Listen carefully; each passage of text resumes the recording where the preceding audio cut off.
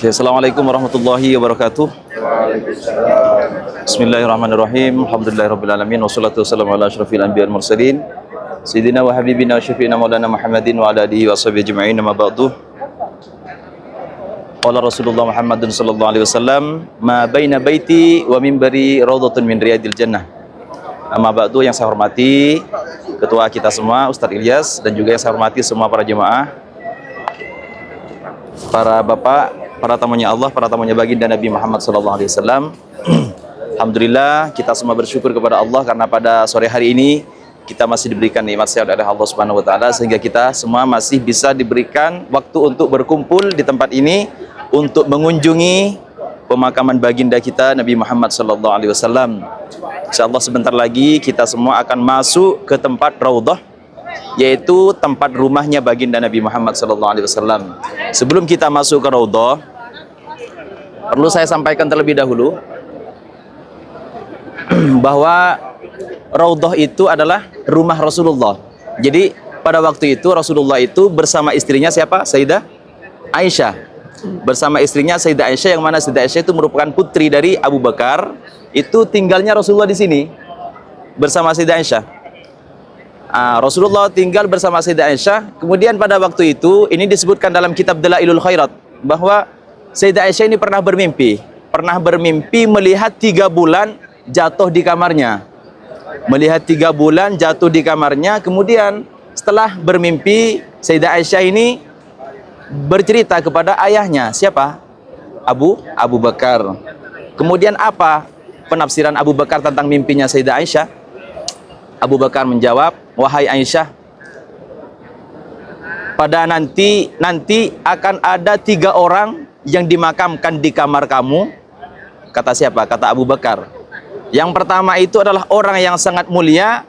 Yang pertama ini lebih mulia daripada yang lain. Kemudian kedua orang ini juga orang yang mulia. 3 orang ini juga orang yang mulia.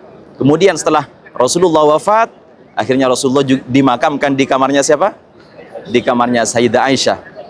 Dimakamkan di kamarnya Sayyidah Aisyah karena ada sebuah hadis Rasulullah Muhammad SAW bahwa mata nabiyun illa dufina fihi. Seorang nabi itu tidak meninggal kecuali dimakamkan di tempat dia meninggal. Jadi Rasulullah itu meninggal di kamarnya Sayyidah Aisyah, dan Rasulullah dimakamkan di kamarnya Sayyidah Aisyah. Karena seorang nabi itu harus dimakamkan di tempat dia meninggal, tidak boleh dipindah. Akhirnya Rasulullah dimakamkan di kamarnya Sayyidah Aisyah. Kemudian Abu Bakar pun meninggal. Setelah Abu Bakar meninggal, beliau juga dimakamkan di kamarnya Sayyidah Aisyah. Kemudian aslinya di situ kan sudah disediakan ada 4. Ada yang mengatakan ada 4. Yang satu ini disediakan untuk siapa? Untuk Sayyidah Aisyah aslinya.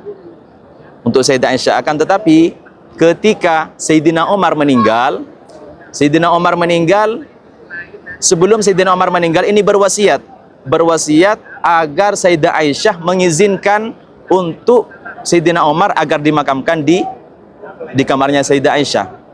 Akhirnya mengirim surat, akhirnya sampai ke Sayyidah Aisyah. Kemudian Sayyidah Aisyah pun mengizinkan untuk dimakamkan siapa? Sayyidina Umar di kamarnya Sayyidah Aisyah. Dulu sebelum Sayyidina Umar meninggal, ketika Sayyidah Aisyah ini berziarah ke Rasulullah, berziarah ke Abu Bakar, tidak pernah pakai kerudung.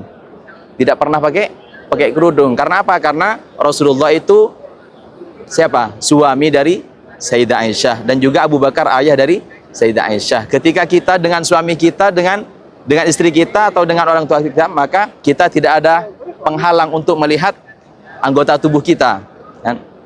Tapi setelah Sayyidina Umar meninggal, dimakamkan di sini, Sayyidah Aisyah itu ketika mau ziarah, beliau selalu pakai kerudung. Karena apa? Karena ini menjadi salah satu bukti bahwa rambut itu merupakan salah satu aura dari perempuan. Bapak Ibu. Jadi di sana itu ada 3 orang yang sangat mulia. Siapa pertama? Rasulullah, terus Abu Bakar, terus Sayyidina Umar. Deretannya gini. Ini ini Rasulullah, semisal ini Rasulullah, ini Abu Bakar, di sini Sayyidina Umar. Jadi deretnya gini. Bukan deretannya gini. Gini. Jadi yang paling mulia paling atas, kemudian Sayyidina Abu Bakar, kemudian Sayyidina Sidina Umar itu deretannya gitu. Ada sebagian ulama yang mengatakan bahwa di situ disediakan ada satu makam, satu tempat makam. Siapa? Untuk Sidina Isa nanti. Untuk Nabi Isa, yang mana nanti Nabi Isa itu akan turun nanti ke bumi ini untuk melawan siapa? Dajjal. Ada yang mengatakan seperti itu, tapi masalah periwayatan ini ada yang mengatakan tidak, karena di sini hanya 3 saja. Tapi ada yang mengatakan nanti disediakan untuk Sidina Isa. Jadi alhamdulillah kita nanti semua akan berkunjung ke rumah baginda Nabi Muhammad SAW. Dan di situ Bapak ada rumah Rasul, ada mimbar Rasul. Jadi pada waktu itu Rasulullah itu ketika menyampaikan khutbah kepada orang-orang yang hadir ke majelisnya Rasulullah itu bersender ke satu pelapa kurma. Bersender ke apa? Satu pelapa kurma. Pada waktu itu Rasulullah tidak bisa berdiri karena kakinya sakit. Dan juga sudah lemah Rasulullah. Kemudian berkata kepada semua sahabatnya bahwa Rasulullah, saya merasa kaki saya sakit, saya tidak mampu untuk berdiri, kata Rasulullah. Kemudian ada salah satu orang yang namanya Az-Zabadi. Az-Zabadi ini merupakan salah satu orang dari Palestina. Beliau itu mengusulkan kepada Rasulullah agar dibangunkan mimbar, agar dibangunkan mimbar sebagaimana Rasulullah juga dibangunkan mimbar di Syam. Akhirnya di sini musyawarah semua para sahabat. Akhirnya dibentuklah di situ, dibangun mimbar baginda Nabi Muhammad SAW. Kemudian yang pelapa kurma ini, ketika Rasulullah yang asalnya Rasulullah di sini mengisi khutbah di sini, akhirnya pindah ke mimbar ini, pelapa kurma ini menangis, Bapak. Kenapa? Karena setiap waktu biasanya Rasulullah itu mengisi khutbahnya bersender ke sini, tapi Rasulullah pindah ke mimbar. Ini menangis, dan itu suaranya sampai kedengaran orang-orang yang hadir pada waktu itu. Para sahabat mendengar, ini suaranya apa? Kemudian Rasulullah menyampaikan bahwa itu adalah tangisan dari pelapa kurma itu. Kemudian Rasulullah naik ke atas dan memeluk pelapa kurma itu. Kemudian setelah dipeluk, berhenti tangisan tersebut. Kemudian sebagian di sini, sebagian ditanam oleh Rasulullah, dikubur dan ditanam. Dan timbullah sekarang buah kurma ajwa. Kurma ajwa. Makanya Rasulullah SAW menyampaikan dalam hadisnya, man tasahharoh, man asbaha bisab'i thamaratin lam yadruhu samun wala sihrun. Kata Rasulullah, barang siapa yang mengkonsumsi 7 butir kurma ajwa di pagi hari, maka dia akan selamatkan dari segala penyakit, akan diselamatkan dari segala sihir. Nah, itu salah satu faedah kita mengkonsumsi buah kurma ajwa. Itu kurma ajwa itu adalah salah satu dari yang tadi pelapa kurma itu. Kemudian untuk yang itu tidak ditempati lagi, akan tetapi Rasulullah selalu menempati mimbar yang dibangun oleh Az-Zabadi itu, kemudian sampai sekarang. Dan di situ ada tiga tangga. Ketika Rasulullah pada waktu itu mengisi khutbah, Rasulullah itu kakinya ditaruh di tangga yang pertama. Tangga yang pertama Rasulullah duduk di atas, kakinya ditaruh di tangga yang pertama. Ketika Rasulullah wafat, kemudian diganti dengan Abu Bakar. Abu Bakar itu ketika ngisi khutbah, Rasulullah tidak diduduk tempatnya Rasulullah. Siapa Abu Bakar? Akan tetapi duduk di tempat tangga yang pertama, terus kaki ini ditaruh di tangga yang kedua. Kemudian setelah Sidina Umar wafat, Sidina Umar tidak duduk di tempatnya Abu Bakar, akan tetapi duduk di bawahnya lagi. Ini adalah salah satu bukti bahwa kita itu harus menjaga akhlak kita dengan orang yang lebih tua, apalagi dengan orang yang lebih mulia. Dan Rasulullah itu merupakan orang yang sangat mulia, bahkan lebih mulia daripada dunia dan seisinya. Bahkan dunia ini diciptakan oleh Allah hanya untuk baginda Nabi Muhammad sallallahu alaihi wasallam. Alhamdulillah, sebentar lagi kita semua akan berkunjung ke sana.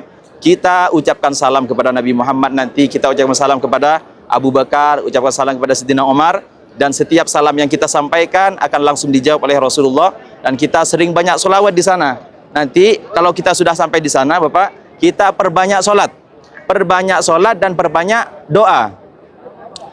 Setiap kali sujud terakhir, di sujud terakhir kita banyak doa di situ. Kita banyak doa, insya Allah semua doa-doa kita akan dikabulkan. Akan tetapi kalau kita pakai bahasa Indonesia, jangan pakai lisan, pakai hati saja. Karena kalau kita berdoa dalam sholat pakai bahasa Indo, maka itu bisa membatalkan sholat. Karena syarat dari doa itu di dalam sholat itu harus ada kaitan dengan Allah, juga harus berbahasa Arab. Oleh karena itu nanti kita di sana perbanyak sholat dan perbanyak sujud. Ketika kita sujud terakhir, di situ kita meminta kepada Allah, karena kata Rasulullah Muhammad SAW, ketika kita dalam sujud terakhir, kita berbanyak doa di situ. Karena paling dekatnya manusia itu dengan Allah ketika waktu sujud. Karena di waktu itu kita merendahkan anggota yang paling tinggi itu di bawah. Nah, dan di situ adalah tempat yang mustajab. Kita berdoa kepada Allah, insya Allah semua doa-doa kita nanti akan dikabulkan oleh Allah Subhanahu wa taala. Nah, dan di Raudhah ini saya sudah jelaskan tadi pagi bahwa Raudhah ini pada hari kiamat nanti akan dipindahkan ke surga. Akan dipindahkan ke surga. Kayaknya Rasulullah menyampaikan dalam hadisnya, ma baina baiti wa mimbari raudhatun min riyadil jannah. Tempat yang ada antara rumahku dan mimbarku itu adalah bagian dari taman-taman surga. Yang mana taman-taman surga ini tempat antara rumah Rasul dan mimbar Rasul nanti akan dipindah pada hari kiamat ke dalam surga. Jadi kita bersyukur Bapak, karena apa? Karena kita sebelum meninggal dunia kita sudah diperlihatkan oleh Allah barang-barang surga, dan semoga ini menjadi tanda bahwa kita semua adalah orang-orang calon-calon surga. Amin amin ya rabbal alamin. Di Madinah ini ada barang-barang surga, di Mekah ada lebih banyak lagi barang-barang surga. Di antaranya di Mekah itu Ka'bah. Ka'bah itu barang-barang surga. Hari kiamat nanti akan dikembalikan. Terus Maqam Ibrahim itu barang-barang surga. Hajar Aswad dari barang-barang surga. Itu semuanya nanti pada hari kiamat akan dikembalikan oleh Allah ke dalam surga. Kalau di Madinah ini sebagian antara Raudhah. Raudhah ini adalah barang-barang surga, nanti akan dikembalikan ke dalam surga. Nah, itu mungkin ada pertanyaan tentang nanti kita masuk. Sholatnya terserah, nanti kita pertama sholat tahiyatul masjid, kemudian sholat taubat, kemudian sholat hajat. Itu nanti kita perbanyak doa di sana. Semua hajat kita ungkapkan di sana, dan semua rasa rindu kita, rasa sayang kita, rasa cinta kita kepada Rasulullah kita ungkapkan di sana semua. Karena Rasulullah sedang menatap kita, sekarang ini sedang melihat kita, dan Rasulullah pasti mendengar semua yang kita ungkapkan di situ. Insya Allah semua doa-doa kita akan langsung dilaporkan oleh Rasul kepada Allah dan akan diterima oleh Allah Subhanahu wa taala. Mungkin ada lagi pertanyaan? Mungkin itu yang bisa sampaikan, kurang lebihnya mohon maaf. Akhirul kalam wal afa minkum, ihdinas siratal mustaqim. Assalamualaikum warahmatullahi wabarakatuh.